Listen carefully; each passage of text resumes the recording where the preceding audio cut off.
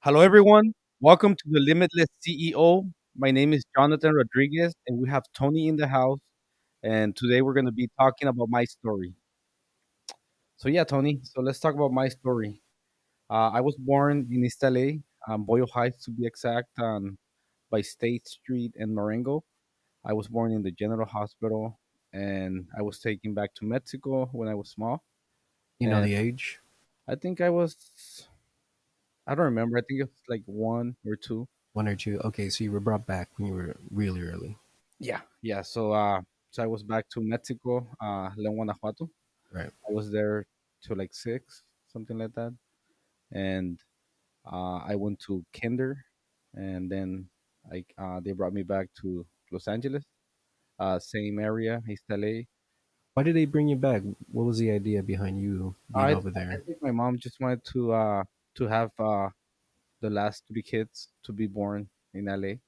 So Okay. I was born in LA, and they take me back to Mexico, and somehow they decided to come back to LA, just stay here in LA. So I came back, and I went to kinder again here, and then elementary, middle school, and high school. So I was here on a little bit more on my background. Uh, I used to live in Boyle Heights, and when I was going to high school, I used to get bullied a lot. I remember that I only had one shirt, and people used to bully me because my shirt used to get dirty. Mm-hmm. And I remember when I used to go out for lunch and nutrition, I used to be I need to be really careful because if tapatio or ketchup, anything landed on my shirt, then obviously I'll had a stain over the Right. way. And I remember this guy, Sergio, he used to do bullying. He used to bully me, him and his friends. So that I think everybody goes through some type of bullying, but it was just like it wasn't good in school to be bullied, so it didn't feel good. So I started ditching. I started ditching school. What age was that when you I think started that was ditching? I was about the bullying started when I was like 10, 11, and when I was like 12, 13, it started getting more bully, like more heavy bullying, like with bigger kids. I was a sixth grader, I got bullied through my middle school, so that was a little before high school. So I got bullied, and I think I started ditching on seventh grade. Mm-hmm. I used to go out to this park, and I started ditching school. Nobody knew that I was ditching, but I was ditching for a few years, and then when I went to high school, I was there for like the first I think trimester, and when I went out to on vacation, I had a friend. He used to work on the painting industry, and he said if I wanted to work on a like over my vacation, so I started working on the painting industry, and uh, I it felt pretty good to work with there because I used to make more money because when I was back in high school, uh, I only used to get a dollar allowance Mm-hmm. for a week, so so just working it was a little bit better because I had the money to obviously buy food and buy more clothes and even a cell phone. So I didn't like going back to school anymore because I used to get bullied a lot. So I just stayed working. I dropped out of high school. Mm-hmm. I At what was, age did you drop out of high school? I think I was like 13, 14. 13, 14. I was in ninth grade, and I started working on the field. It was heavy labor, blue collar, Mm-hmm. just sanding all day, working long hours. I was getting paid under the table, and it was just sanding, prepping, masking, um, and yeah. So I was there for a few years. I think it was like a year and a half before I got promoted to a painter, and then to a. So I grew pretty quickly from I think from the age of 13, from 13 to like 15. I was promoted to a supervisor, so I was managing about 6 to 8 guys, supervisor when I was 15. So I had that leadership skills already. So I worked there for a long time. Actually, I was there from like 13 to like 18, 19 years. Uh, Maybe even longer. I think I was there for like 10 years, so it was more like 21, 22. And I was working there as a supervisor for a long time. And once I thought I knew everything about the painting, and I was managing the projects, I was collecting the checks, I was doing the game planning, I was doing basically everything that a supervisor does. I got my license, my painting license, and I decided to go and start my own company. So once I started my own company, I landed this big project in Beverly Hills, and I lost a lot of money there. I was there for about 6 months. I got a few friends to help me, so I paid the guys, and the owner never paid me. He wanted to pay me with clothes and for all furniture. I'm Clothes and like, no, furniture, that no. doesn't work.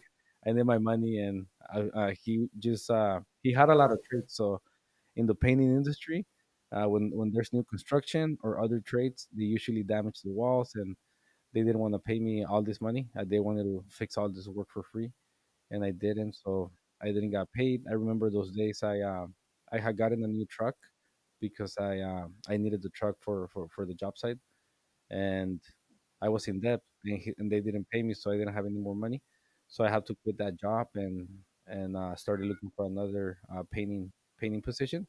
And back then, it was everybody was low on work, so I had to apply for as a demolition man in a demolition company. Um, that was just for a small short period. I think I was there for maybe like 2 to 3 weeks. Like the first week, I was managing five guys, Hmm. and after like the second, third week, I got injured and in my elbow, and um, I went to the hospital for like a day, and I was recovery for like I went to recovery in my house for like a month, For a month. for a whole month. Yeah, it was pretty bad. I still have it. It's like probably like 10 stitches. And when I was in recovery, I was just thinking like, what's next? Am I gonna go back as a painter?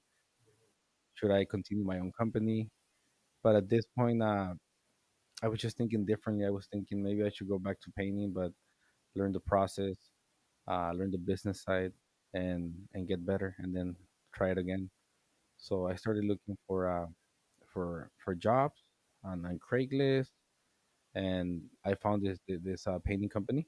It's like it was a really good company on Craigslist. It seems like a good company, so I went.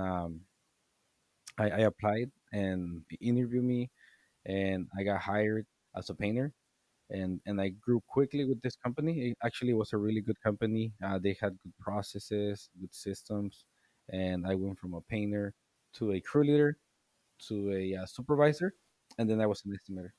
And I was there for I don't know for like 7 years, and I learned a bunch of stuff right there. Actually, it was a good company.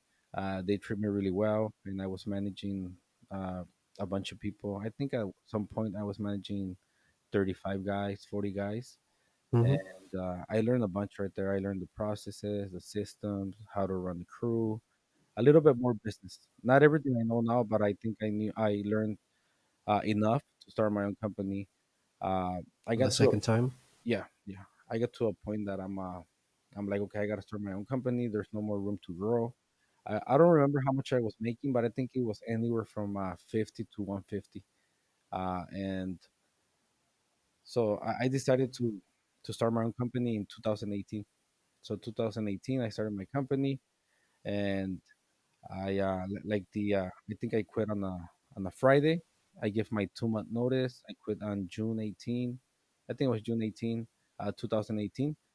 And and then I remember when I was coming back from Venice Beach, um, I was advertising in a home advisor, and I got a phone call from this guy. I don't remember his name, but it was in Pasadena, and I went to do the bid, and I landed the project. It was like $8,000, full interior. I had no employees, No so employees. You're right. I had no employees. I committed. Can you finish in a week? I'm like, yes, but I didn't have no employees. I needed like at least 2 to 3 employees to finish in 1 week. and I didn't have the tools or like the manpower. So when I was buying the paint at the networks, there's people usually there asking for work. So I got my first employee right there on the spot, and I took him to the job site, and we did the project in a week. And while doing that project, I was estimating other projects, and I landed on another project. It was like $100,000. This it was a huge mansion in Encino, so by the 405 and Ventura. Hmm. So I landed this project, and obviously again I didn't have the manpower. There was uh, there was this big house with interior trim, doors, French doors, high ceilings, two Right. stories. Yeah. It was Yeah. Crazy. like a mansion. So I started making a bunch of phone calls to friends, and obviously everybody was booked. So I called my family. I called my brother. My brother, he's a musician. He's still a musician, but back then he was working more as a musician and in a sewing company for BCBG. Hmm. And and he was low on work, so I told him that he wanted to work for me. Him and my brother-in-law Antonio, and they're like, maybe not. You don't have steady work, and I'm like, maybe we can help you 3 days a week. And I'm like, oh yeah, that's fine, but those 3 days a week like fastly turned into 4, 5, 6, 7 days a week, 12 hours a day, and we were at this house for about 6 months, like the whole year, like from I think it was July to December.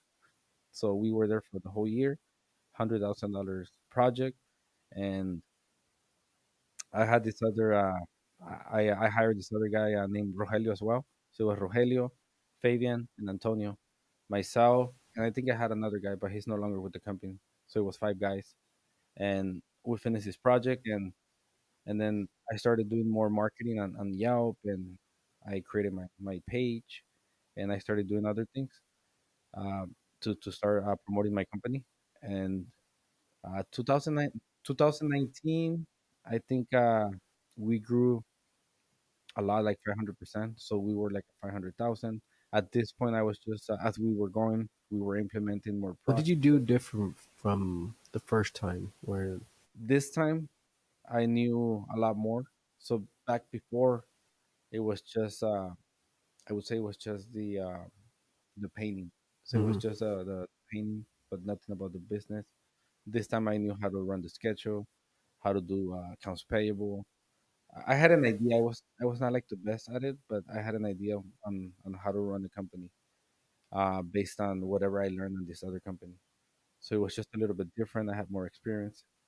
Also, like before, I didn't know how to like do a contract, how to be specific, how to be more detailed, how to talk to a customer, how to do advertising. So it was just different things along the way. So this time, I was a little more prepared. And then back to in 2019, so we were at 500,000 in revenue. I think we were like at 7, 8 employees, something like that. And so 2019, 500,000. 2020, I think we were like at, let's see, we're like at 2020, we're like at 1.1 million. We grew 100%. And 2021, we were at 2.7. 2022, 4.8, 4.1, I mean. And then 2023, we're projecting about 5 million in revenue by the end of 2023. So one thing that I learned is that as you're going, you got to set high standards and trust your people. Just delegating is really good because you got to trust your people and you could do more. Just having a person on each on each task, setting responsibilities for setting responsibilities for one person, not for multiple people, right? Hmm. So this way everybody's responsible for something. And then also just learning more about business, like operations, finance, marketing, sales, and connected businesses. So just being prepared and having a game plan, it's gonna help you a lot along the way. But yeah, so it's been a really really good journey, and also I learned a bunch of things. But one of the things that really helped me is investing in myself, investing in masterminds, conference, events, just listening to podcasts, and then just knowing and being around like-minded people. Even like books, like reading books, and like if you don't have the money, I think it's just there's a lot of ways to learn. Like even just being around people that know more than you, that Hmm. could be one thing. And I think a lot of things help me along the way. Reading And then books, adding value as well. You're meeting those people. adding value, always adding value to whoever you're hanging around with. Uh, don't do it for the money. Do it for the journey. You do it for the process, and having a balanced life as well. Like just focusing on your family, on Hmm. God, love, happiness, and then just having a good relationship with your collaborators.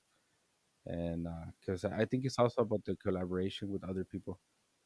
Because one thing will take you to another thing, to another thing, and a lot of people think that there's just one simple solution, but it's not. It's just all these little things. And I think a lot of people are afraid of making mistakes. But I think the more mistakes that you make, the better. So let's say in the whole year, like before, I didn't want to take a risk and I failed, right? I failed. I took the risk in 10 years and, and, and I failed, right? If I would have taken that risk 10 years before, maybe I would have failed sooner and do more. So if you're gonna fail 10 times, just do it. Let's say in 1 year you fail 10 times, but you're not failing. You're learning as you're going. A Right. failure is just an experience. So if you fail, just don't do the same mistake. Because if you fail and you do it again, that just means you're stupid. Yeah. But like, I mean, that's just the way I think. Also, like just being overall healthy, I think it helps a lot. Like before, I was like 300 pounds. Right now, I'm at 180. So it's just over time, like all these little habits, waking up early, 4 a.m., like waking up at 4 a.m., doing your game plan, having having a good mindset. Going to the gym every day, uh, being with God every day, being with your family, Hmm. being at work. Connecting with your people, connecting with the employees. Talking to them, understanding your employees, understanding the customers, right? Yeah. What are some of the hardships that come with dealing with such a large company? There's always going to be a lot of factors, but I think having a good game plan is not everything. There's always going to be problems, but like a lot of the factors are like there's going to be problems. So you need to have the right people in the right place. So let's say if there's problems in the field, for instance, because every company is different. Hmm. But in my experience for the painting business, like having the right structure and then having someone that is going to be in charge and that you take care of them so they take care of the company. Because if you don't take care of that people, they're not going to give they're not going to take care of the company, right? So if you take care of them, they'll take care of you. So having a set structure, having a crew leader, or for the painting business, like crew leader, and then having a supervisor to direct, so they can. It's like a chain of command, like having the crew leader to the supervisor to the estimator to the owner, but always like still talk to your people.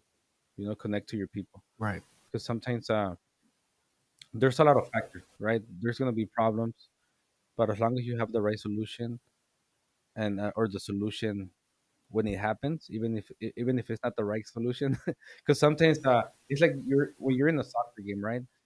Um, I think you just gotta stay calm because a lot of people think that I would have done this, I would have done that, but when you're actually in the field and the goalkeeper is there and you have the ball and then you hit it sideways, it's different.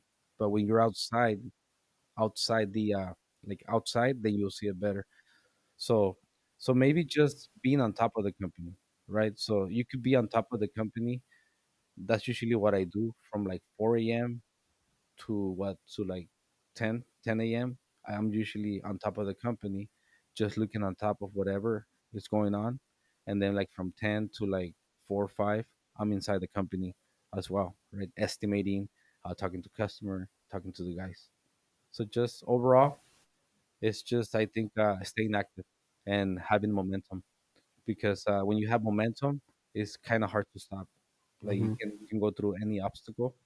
Momentum is really important. Just doing one thing after the other, and that's gonna keep you going. Can you give us an example of the momentum that you speak of? For the momentum, there's a lot of examples, but for me, it's just having a goal for the day, the goal for the whole year, and the Hmm. whole and the goal for the whole 5 years. So it's the 1 year, the three, and the five, and the Hmm. daily. So you have a list, right? You want to focus on the priorities. So you have a list of, for me, it's like 40, 50 things that I need to accomplish.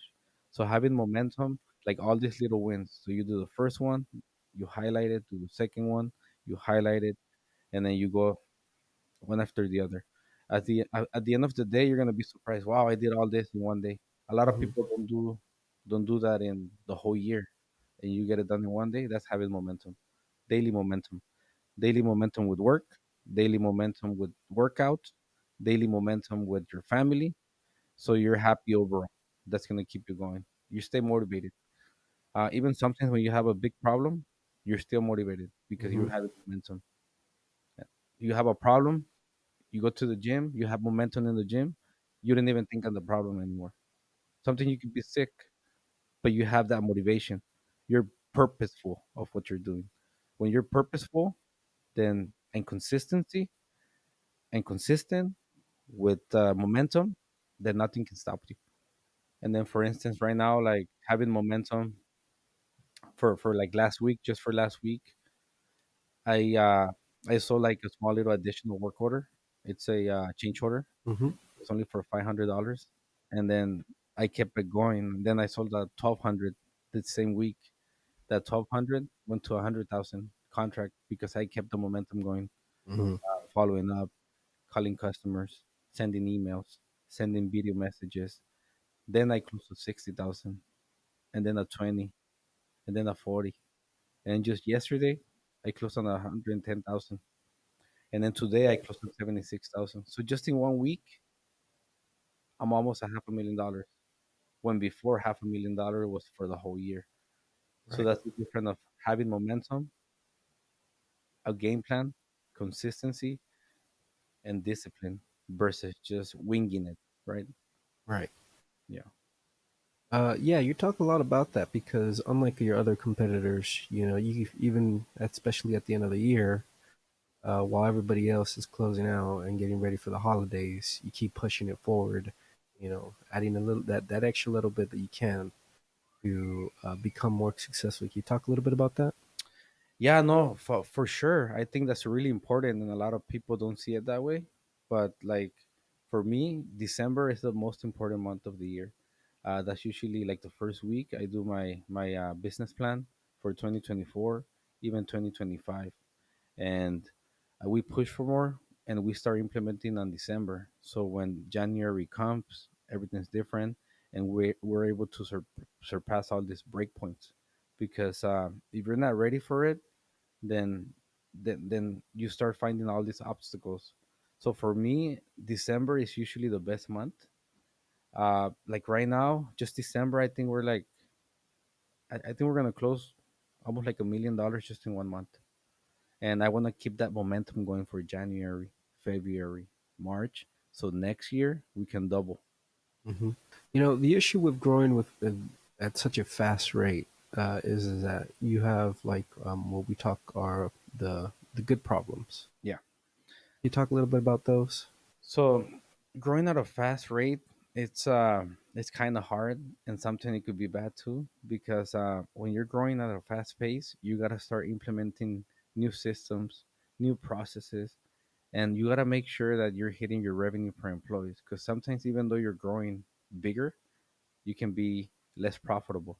So you don't want to do that. You want to make sure you're focusing on your KPIs, running reports, having graphs, and making sure while you're growing, you're keeping that profit margin at least at 30-35%, right? Because if you're growing at a fast rate and the margins, the net profit is lowering, then you don't want to grow. You want to stop because then you're growing thin and wide. You want to grow, but you want to keep the same margin, like the same net profit, and continue growing. Or even like you can increase the net profit, and that's even better. If not, then you got to slow down and concentrate on your people and your processes. What's the plan for next year? The plan for next year, we want to grow 50%, 50%, but I think we could do more. But the goal is to grow 50%, and the surpassing goal will be 75%. 75%. Do a lot more marketing, get more attention. So we're gonna be in every platform. We're gonna start a podcasting channel for the painting business as well, and we're gonna hire better people, and we're gonna start letting go of the bad people, the cancer people, Hmm. and yeah. So we want to do a lot more next year. Yeah, let's talk a little bit about letting go of underperforming people because, in order to be in a successful company, right, you can't have, if you have a bunch of bad workers, so that's going to lead to a pretty, um, you know, unsatisfying work environment. And then in the long run, it's going to tank the company. So how do you deal with employees that are either underperforming or, it's a wrap, that's it? Yeah. So the way I see it, like there's been different phases in the company. The way I see it, and now I see it differently. Ever since I went to Cardone, Cardona, Brandon Dawson, it's a 360. I think that's a better way to do it. So you look at your people, right, and you list them out. You do the whole list, Hmm. and then you start rating them. If it's gonna be a good employee, if it's gonna be a drainer, or if it's gonna be a watcher, right? Hmm. So the really good employees you want to keep. The watcher you want to let go, and the drainer as well, because the watcher it's gonna turn into a drainer.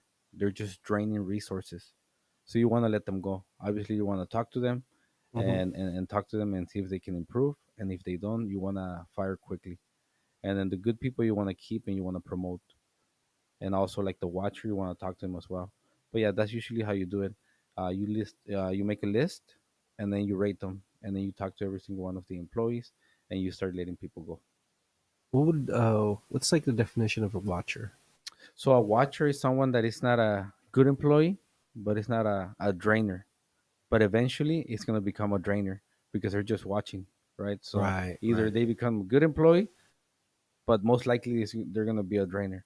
So you want to talk to them fast. I know a lot of people don't want to have those conversations because it's kind of tough to talk to them, but you want to do it quick. You don't want to sit on anything you know. You want to Hmm. bring them in, have a 3 5 minute conversation talk, and keep going. Hey, you promised when you were hired, you said you were gonna do this and that, but you're not doing this and this. So what are you gonna do? And then let them tell you what you're gonna do. And if they don't do it next time you meet with them, they know you're gonna let them go. Hmm. But yeah, overall, it's kind of hard to find good people, and I think every company, like any company, have a struggle finding good people.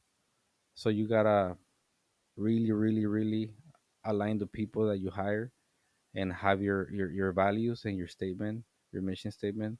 Hmm. So before even hiring them, you need to have a good hiring process, making sure they're aligned with your values, and so you don't have to waste any time. How long have you had people under you? I've been managing for a long time. I've been managing people since I was 13. So when I was 13, I grew fast as a leader. So I've been a leader since I was like 14. So I've been managing people for 20 years. And when I was small, I was managing 3 to 5 people. As I was getting older, I was managing 7 to 8. When I was in this company, the last company I worked for, it was a really good company. Mhm. I was managing at some point. I think it was almost 40 guys under me, and so yeah, I managed over 20 years, and I think I have some good leadership skills. Hmm. Do you think those skills help when it comes to dealing with people that are unproductive? I think it really helps because you get so used to talking to people, to employees, that they already know. They already know that you're right, and you give them a good point. So let's say they're doing something wrong, usually myself, when I talk to them, I give them one verbal, two verbals, and then they know once I start writing them up, they know Hmm. when they're doing something wrong, and they tell me, okay, I know, I'm done. Or, Yeah, but right, yeah, right. yeah. How is it different from the hiring process? So obviously, firing people, dealing with people. How do you deal with like hiring a new employee? Do you do it yourself? Do you have someone else come in? So usually, right now, I'm not doing a lot of hiring, but before I was. But what I suggest doing is when you're doing the hiring, obviously you talk to them first, Hmm. then you do a Zoom meeting, Hmm. and then if they're a good fit and they're aligned with your core values, Hmm. you do an in-person interview, and you have them do a sentence or two with the core values to see if Hmm. they're aligned, and and then you go through the entire hiring process, whatever your questions are, and then you hire them, right? But you don't wait too long. If they're not working out the first 2 weeks, then you need to let them go. And it depends on the position, because it could be a trainee is different Hmm. than a painter, or let's say an apprentice to a supervisor, or to someone in a high level executive, right? Because if it's an executive, then you definitely want to spend more time with them, go out for lunch for them, see Hmm. how they think, see what they do, and also try them out first before even hiring them. Definitely, when you're hiring someone, you want to make sure that the person who hires them, that's the person who fires them. Right. You never want to have someone else. So let's say if you hire someone, if I hire someone, I don't want to have Mary fire them, right? You want to be Yeah. the same one, You want to be the and you same want to be person. clear and fast, and also compliment them on what they know how to do. It's not just letting them go, but you know what? This is what you did wrong, but you're good at this, this, and that. And by the way, if you need a recommendation letter, I'm here for you. Give them my cell phone number. Here's a recommendation letter. You should look for a job that has this, this, and that, because there you're gonna excel and you're gonna do better. So people later they talk good about your company, so they Mm. know why they left, right? Yeah, Leave a good impression at the end of it. yeah, always. So one of the other things we talk about is, how learning on top of like, when you were first starting your business the second time, right? You had some of the foundations, but you needed to get more information and getting a mentor and reading books. Do you have any suggestions as to like what sort of reading material or like what path I should go to like better myself Yeah. in my industry? So when you don't have any money, I know it's kind of hard. When people have money already, they pay for top-notch mentorships, masterminds. When you don't have money, you can just listen to podcasts. You can just buy one, two, three simple books. I'm gonna recommend three books by Grant Cardone. Right. Sell or Be Sold, So let me sold. 10x Rule, 10x rule: Be Obsessed or Be Average. be obsessed or be average. You can start with those three. Those are gonna get you going. They're gonna get you going. Yep. When Yeah. did you when did you first read those books? So I read those book just recently. That was like, I think that was like 2 to 3 years ago. 2 3 years ago. Yeah. I think I started with the millionaire pamphlet. I Mm-hmm. think they have it for free on Amazon. It's a really small little pamphlet, Right. but it'll get you going. It's also by Grant Cardone. Mm. Yeah. That's what I will probably do. There's a lot of books that I read, but maybe just start with those three, and they're probably like 10, 15 bucks in Amazon. You could get the audiobooks and then start listening to podcasts and YouTube videos. YouTube has a lot of things about sales, and then Instagram. but just listen to someone that you look out for, someone where you want to be. You don't want to be getting advice for multiple people. Just maybe just choose one or two, Hmm. and then just go from there. How have they helped you improve your the way you work?